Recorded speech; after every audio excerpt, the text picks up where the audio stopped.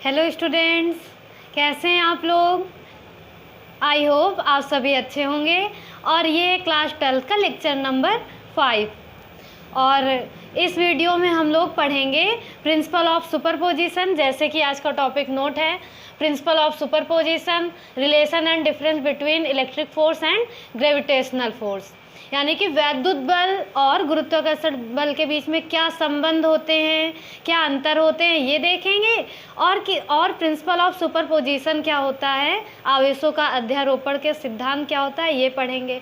इसके पिछले वीडियो में हम लोग कूलॉम्स लॉ पढ़ चुके हैं, vector form of Coulomb's law पढ़ चुके हैं। अगर किसी ने वो वीडियो ना देखी हो तो उसे आप जाके देख लीजिए। तो चलिए टाइम को बिना वेस्ट किए हुए आज का टॉपिक स्टार्ट करते हैं। जैसा कि अभी मैंने बताया, प्रिंसिपल ऑफ सुपरपोजिशन यानी कि अध्यारोपण का सिद्धांत, आवेशों का अध्यारोपण, चार्ज का सुपरपोजिशन। हम लोग अभी तक दो चार्ज लेते थे। कौन कौन से चार्ज लेते थे? Q1, Q2। ये कोई चार्ज Q1 है, ये कोई चार्ज Q2 है। तो Q1 से Q2 पे क्या फोर्स लगेगा? Q1 से Q2 पे फोर्स लगेगा F21, force on two due to 1, force on two due to 1, पहले के कारण दूसरे पे बल। तो ये तो दो चार्जेस के बीच की बात हो गई। अगर हम इसी सिस्टम में कोई तीसरा चार्ज लिया है, कोई Q3 चार्ज लिया है, तो अब Q3 के कारण Q2 पे क्या फोर्स लगेगा? Q3 के कारण Q2 पे क्या फोर्स लगेगा? इसमें फोर्स लगेगा F2 ड्यू टू 3, 3 के कारण 2 पे फोर्स। इसी तरह हम कोई चौथा चार्ज लिया है, तो अब Q4 के कारण Q2 पे क्या फोर्स लगेगा? Q4 चार्ज के कारण Q2 चार्ज पे क्या फोर्स लगेगा? फोर्स लगेगा F2 ड्यू टू 4, चौथे आवेश के कारण दूसरे आवेश पे F24 फोर्स लगेगा। Q1 चार्ज लिया है, Q1 क्या है? कितने भी चार्ज लिया है तो उसके कारण Q2 पे कितना फोर्स लगेगा?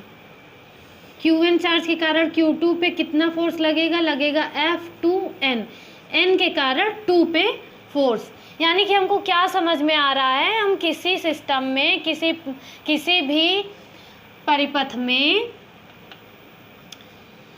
कई सारे आवेश लिए आए तो किसी एक आवेश पे उन सभी आवेशों के कारण जो बल लगता है उन सभी का योग करते हैं। कैसा योग करते हैं? वेक्टर सम करते हैं। इसे ही हम लोग अध्यारोपण का सिद्धांत कहते हैं या प्रिंसिपल ऑफ सुपरपोजिशन कहते हैं।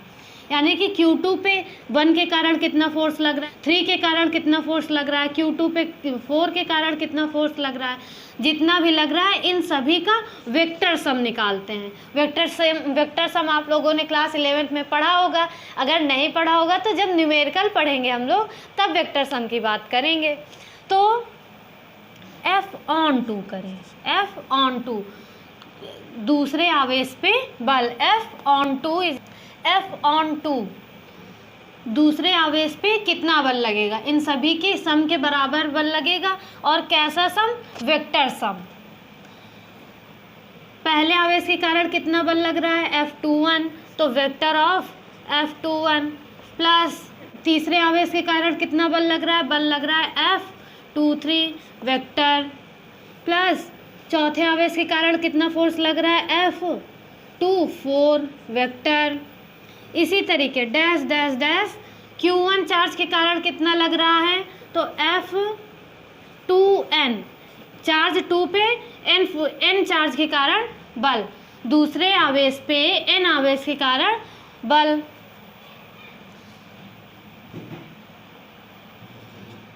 तो F/2 is equal to F21 क्या लगेगा? 1/4πε0 Q1 Q2 अपान R12 स्क्वायर और R12 कैप और R12 square plus 1/4πε0 Q1 Q2 upon R 3 square into R 3 cap. ये कैसा सम है? ये वेक्टर सम है। वेक्टर सम में क्या करते हैं हम? उसके मैग्नीट्यूड और डायरेक्शन बताने के लिए उसके कैप का गुणा कर देते हैं। कैप का मतलब क्या होता है? इसका मैग्नीट्यूड ये होता है। और R12 का क्या मतलब हुआ? R12 का मतलब हुआ ये क्या बता रहा है? ये डिस्प्लेसमेंट बता रहा है, यानी कि vector R2 minus vector R1। Vector R2 last minus first, last distance minus first distance. तो ये R1 R2 का मतलब हो रहा है। इसमें आपको कंफ्यूज नहीं होना है। अगर आपने वेक्टर सम की वीडियो नहीं देखी है तो आप उसको देख लीजिए, तो ये एकदम क्लियर हो जाएगा। इसी तरीके dash dash dash 1/4 pi epsilon not Q1 Q2 upon RN2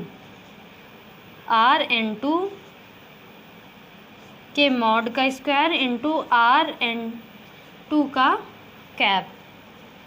ये है हमारा चार्जों का सुपरपोजिशन ऑफ चार्जेस।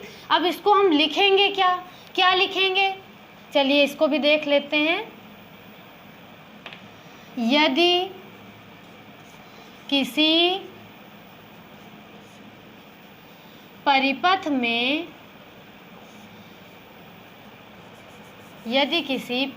में दो से अधिक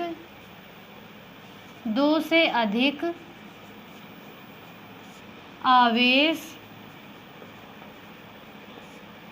हों तो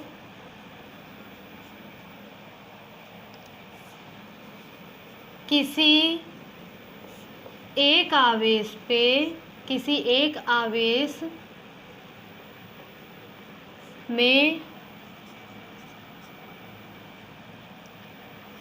लगने वाला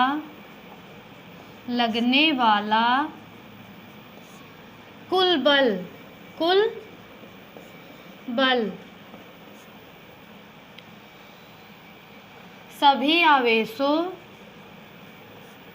सभी आवेशों के कारण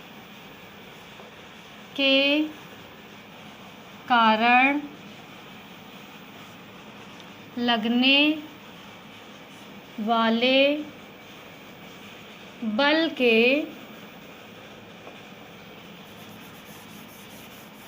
बल के सदिश योग, नॉर्मल योग नहीं करते, नॉर्मल सम नहीं करते, सदिश योग करते हैं। सदिश योग के बराबर होता है। यही है आपका प्रिंसिपल ऑफ सुपरपोजिशन। यानी कि अगर हम 2 पे फोर्स निकाल रहे हैं, चार्ज 2 पे फोर्स निकाल रहे हैं, तो Q1 के कारण कितना बल लग रहा है, Q3 के कारण कितना बल लग रहा है, Q4 के कारण कितना बल लग रहा है, इन सभी का बल निकाल के इन सभी के बलों का वेक्टर सम कर देते हैं। अगर Q1 पे फोर्स निकालना होता तो हम देखते हैं कि Q2 के कारण इसमें कितना बल लग रहा है, Q4 के कारण कितना बल लग रहा है, Q3 के कारण कितना बल लग रहा है और Q1 के कारण कितना बल लग रहा है, और फिर जितने बल आते हैं उन सभी का वेक्टर सम कर देते। मतलब कि किसी भी चार्ज पे बल निकालना हो तो अन्य आवेशों के कारण उस पर कितना बल लग रहा है वो निकालते हैं और उन सभी का वेक्टर सम कर देते हैं, सदिश योग कर देते हैं। नॉर्मल योग नहीं करते हैं, सदिश योग करते हैं। सदिश योग आप लोगों ने क्लास 11 में पढ़ा होगा। अगर नहीं पढ़ा होगा तो जब हम इस चैप्टर के न्यूमेरिकल पढ़ेंगे तो उसमें बिल्कुल बता दिया जाएगा कि सदिश योग क्या है, कैसे करते हैं उसको। तो ये है हमारा प्रिंसिपल ऑफ सुपरपोजिशन। यदि किसी परिपथ में 2 से अधिक, 2 तो रहता है तो उसमें नॉर्मल हो जाता है, 2 पे सम करने की ज़रूरत ही नहीं पड़ती। एक के कारण पहले पे या पहले के कारण दूसरे पे फोर्स लगता है, तो कितने चार्ज हों? 2 से अधिक चार्ज हों, 2 से अधिक आवेश हों तो किसी एक आवेश पे, इस पे या किसी भी एक आवेश पर लगने वाला कुल बल सभी आवेशों के कारण लगने वाले बल के सदिश योग के बराबर होता है। कैसा योग? सदिश योग करते हैं। इसे ही हम लोग प्रिंसिपल ऑफ सुपरपोजिशन कहते हैं। या सुपरपोजिशन की एक बात और होती है कि अगर किसी परिपथ में दो आवेश हैं और उनके बीच में F21 बल लग रहा है और फिर हम वहाँ पे कोई तीसरा आवेश भी ले आए, तो उस तीसरे आवेश के कारण इन दोनों आवेशों के बीच का जो बल है उसमें कोई प्रभाव नहीं पड़ेगा। यानी कि अगर इन दोनों पे 10 न्यूटन का बल लग रहा था तो इस आवेश के आ जाने के कारण ये बल 10 से कम नहीं होगा, 10 था 10 ही रहेगा और ये अपना अलग बल लगाएगा। ये अपना अलग बल लगाएगा। मान लो ये 5 न्यूटन का बल लगा रहा है या 25 न्यूटन का बल लगा रहा है, तो इस पे टोटल बल कितना हो जाएगा? 10 + 5 15। ये तो नॉर्मल योग हो गया, लेकिन हम कैसा योग निकालेंगे? वेक्टर सम निकालेंगे। वेक्टर सम में कम भी हो सकता है, ज़्यादा भी हो सकता है। तो मतलब कि इन दोनों के बीच में अगर 10 न्यूटन का फोर्स लग रहा था तो वो ये कम नहीं होगा, जितना लग रहा था उतना ही लगेगा। इसके आ जाने से इस पे और बल लगने लगेगा। देखते हैं relation and difference between electric force and gravitational force. Electric force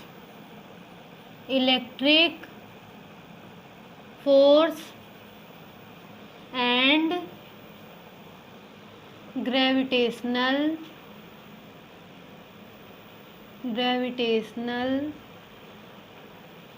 force. Gravitational force को हिंदी में क्या कहते हैं? गुरुत्वाकर्षण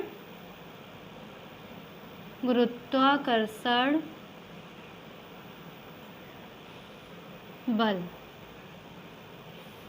और इलेक्ट्रिक फोर्स को क्या कहते हैं? वैद्युत बल कहते हैं। वैद्युत बल क्या है? वैद्युत बल अभी तक आप लोग पढ़ रहे थे, कूलॉम्स लॉ में जो बल पढ़े वो कैसा बल है? वो वैद्युत बल है। F = 1/4 πε0 Q1 Q2/r²। ये कैसा बल है? ये वैद्युत बल है, इलेक्ट्रिक फोर्स है। ठीक है। ग्रेविटेशनल फोर्स क्या है? गुरुत्वाकर्षण बल क्या है? F = Gm1m2/r²। कुछ याद आया आपको? गुरुत्वाकर्षण बल क्या है? गुरुत्वाकर्षण बल क्या है आप लोगों ने 9th में पढ़ा होगा, 11th में पढ़ा होगा। अगर ना पढ़ा हो तो अभी देखिए, गुरुत्वाकर्षण बल क्या है? जब पृथ्वी किसी वस्तु को अपने केंद्र की ओर आकर्षित करती है। हम लोग पृथ्वी पे चल रहे हैं, किस वजह से चल रहे हैं? ग्रेविटेशनल फोर्स के कारण चल रहे हैं और फ्रिक्शन के कारण। फ्रिक्शन और ग्रेविटेशनल फोर्स के कारण ही चल पा रहे हैं। तो ग्रेविटेशनल फोर्स क्या है? गुरुत्वाकर्षण बल क्या है? पृथ्वी जब किसी वस्तु को जिस बल से अपने केंद्र की ओर आकर्षित करती है उस बल को गुरुत्वाकर्षण बल कहते हैं। और उस बल का फॉर्मूला क्या होता है? F = Gm1m2/r²। m1 m2 क्या है? दो पिंडों के द्रव्यमान है, दो पिंडों के मास हैं। पिंड क्या? कोई भी पदार्थ, कोई भी वस्तु, कोई भी पदार्थ, उनके मास है m1 m2। ठीक है। और इलेक्ट्रिक फोर्स क्या है? किन्हीं दो आवेशों के मध्य लगने वाला बल है। तो F = 1/4 πε0 Q1 Q2/r²। इसके बारे में तो अभी आप लोगों ने पढ़ा है, तो ये तो समझ में आ ही रहा होगा। तो अब देखते हैं इनके बीच में रिलेशन क्या होता है। इनके बीच में आपको कोई रिलेशन समझ में आ रहा है? इनके बीच में आपको कोई रिलेशन समझ में आ रहा है? आप एक चीज़ देख रहे होंगे कि यहाँ भी r² लिखा है, यहाँ भी r² लिखा है। यानी कि ये जो Q1 Q2 होते हैं, इनके बीच की जो दूरी है r, ये अपने बीच की दूरी के वर्ग के व्युत्क्रमानुपाती होते हैं। सेम एज ये जो द्रव्यमान है, ये जो पिंड है, इनके बीच की दूरी r है और ये बल भी अपने पिंडों के बीच की दूरी के वर्ग के व्युत्क्रमानुपाती होता है। तो पहला रिलेशन तो यही हो गया कि वैद्युत बल अपने दो आवेशों के बीच की दूरी के वर्ग के व्युत्क्रमानुपाती होता है। आकर्षण बल भी अपने पिंडों के बीच की दूरी के वर्ग के व्युत्क्रमानुपाती होता है। पहला संबंध तो ये हो गया। और दूसरा संबंध क्या होगा? दूसरा संबंध ये होगा कि ये इसमें जो Q1 Q2 में जो फोर्स लगता है, जो Q1 Q2 में फोर्स लगता है, ये इनके सेंटर लाइन पे लगता है। सेम एज M1 M2 पे जो फोर्स लगता है वो भी इनके सेंटर लाइन पे लगता है, सेंटर पे ही लगता है, सेंटर पे लगता है। यानी कि ये कैसा फोर्स है? ये केंद्रीय बल है। इनमें बल कहाँ पे लगता है? सेंट्रल पे लगता है, सेंटर पे। इनमें फोर्स कहाँ पे लगता है? सेंटर फोर्स लगता है, सेंटर में, ऑन सेंटर। और इसमें कहाँ पे फोर्स लगता है? इसमें भी ऑन सेंटर, केंद्र पे बल लगता है। गुरुत्वाकर्षण बल भी केंद्रीय बल है और वैद्युत बल भी केंद्रीय बल है। ये तो इनके बीच का संबंध हो गया। इनके बीच में डिफरेंस क्या है? इनके बीच में डिफरेंस क्या है? अब देखिए आप डिफरेंस क्या है। तो डिफरेंस में भी आपको दिख रहा होगा कि यहाँ पे Q1 Q2 है, यहाँ पे M1 M2 है, यानी कि ये दो आवेशों के बीच लगता है और ये दो द्रव्यमानों के बीच में लगता है। वैद्युत बल किसके बीच में लगता है? दो आवेशों के बीच में लगता है। और गुरुत्वाकर्षण बल किसके बीच में लगता है? दो द्रव्यमानों के बीच में लगता है। यानी कि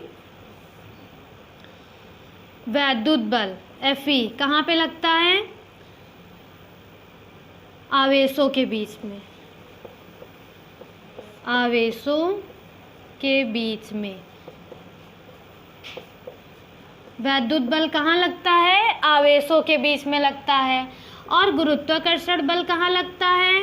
गुरुत्वाकर्षण बल कहाँ लगता है? द्रव्यमानों के बीच में लगता है, द्रव्यमानों पे लगता है। द्रव्यमान क्या? मास। और आवेश मतलब चार्ज। ग्रेविटेशनल फोर्स चार्जेस पे लगता है, electric force, gravitational force masses पे लगता है, ग्रेविटेशनल फोर्स मासेस पे लगता है, इलेक्ट्रिक फोर्स चार्जेस पे लगता है। और दूसरा डिफरेंस क्या होगा इनके बीच में? दूसरा सबसे बड़ा डिफरेंस ये होगा कि जो इलेक्ट्रिक फोर्स है इनके बीच में अट्रैक्शन भी हो सकता है और डिस्ट्रैक्शन भी हो सकता है। यानी कि इलेक्ट्रिक फोर्स आपने पढ़ा कि अगर प्लस प्लस चार्ज हैं तो वो एक दूसरे को रिपेल करेंगे, प्रतिकर्षित करेंगे। अगर प्लस माइनस चार्ज है तो वो एक दूसरे को आकर्षित करेंगे। यानी कि वैद्युत बल कैसा बल है? आकर्षण बल भी है और प्रतिकर्षण बल भी है। लेकिन गुरुत्वाकर्षण बल केवल आकर्षण बल है। गुरुत्वाकर्षण बल केवल वस्तु को अपनी ओर आकर्षित करता है। इसका मतलब द्रव्यमानों के बीच में केवल आकर्षण बल होता है। द्रव्यमान एकदम प्यार से रहते हैं। द्रव्यमानों के बीच में केवल अट्रैक्शन फोर्स होता है, आकर्षण बल होता है। लेकिन आवेशों के बीच में आकर्षण और प्रतिकर्षण दोनों बल होता है। ये झगड़ा भी कर लेते हैं और प्यार से भी रह लेते हैं। ठीक है, तो ये सबसे बड़ा अंतर हुआ। वैद्युत फोर्स, वैद्युत बल कैसा है? ये अट्रैक्शन भी है, आकर्षण बल भी है और आकर्षण के साथ साथ प्रतिकर्षण भी हो सकता है। आकर्षण भी हो जाता है, प्रतिकर्षण भी हो जाता है। आकर्षण कब होता है? जब प्लस माइनस हो। प्रतिकर्षण कब होता है? जब प्रतिकर्षण कब होता है? जब प्लस प्लस हो। आकर्षण कब होता है? जब प्लस माइनस हो या माइनस प्लस हो। जब प्लस माइनस हो तो आकर्षण, जब प्लस प्लस हो या माइनस माइनस हो तो प्रतिकर्षण। और गुरुत्वाकर्षण बल हमेशा आकर्षित करता है, आकर्षण बल। यानी इनके बीच में क्या संबंध है? इनके बीच में ये संबंध है कि ये वैद्युत बल अपने आवेशों के बीच की दूरी के वर्ग के व्युत्क्रमानुपाती होता है। और वैद्युत बल अपने सेंटर लाइन पे लगता है, दोनों आवेशों के केंद्रीय रेखा पर सेंटर लाइन पे लगता है। सेम एज गुरुत्वाकर्षण बल भी दोनों द्रव्यमानों के बीच की दूरी r के वर्ग के व्युत्क्रमानुपाती। व्युत्क्रमानुपाती मतलब दूरी बढ़ेगी तो फोर्स घटेगा, दूरी घटेगी तो फोर्स बढ़ेगा। और गुरुत्वाकर्षण बल भी सेंटर लाइन पे लगता है, केंद्रीय रेखा पे लगता है। इनके बीच में अंतर क्या है? जो वैद्युत बल है वो आवेशों के बीच में लगता है, वैद्युत बल आवेशों के बीच में लगता है। और गुरुत्वाकर्षण बल द्रव्यमानों मासेस के बीच में लगता है। वैद्युत बल आकर्षण और प्रतिकर्षण दोनों हो सकता है। अगर चार्जेस प्लस प्लस हैं तो एक दूसरे को रिपेल करेंगे, अगर चार्जेस प्लस माइनस हैं तो वो एक दूसरे को अट्रैक्ट करेंगे। लेकिन ग्रेविटेशनल फोर्स केवल एक दूसरे को अट्रैक्ट करते हैं, यानी द्रव्यमानों के बीच में केवल आकर्षण होता है, आकर्षण बल होता है। ये इनके बीच में संबंध है और अंतर है।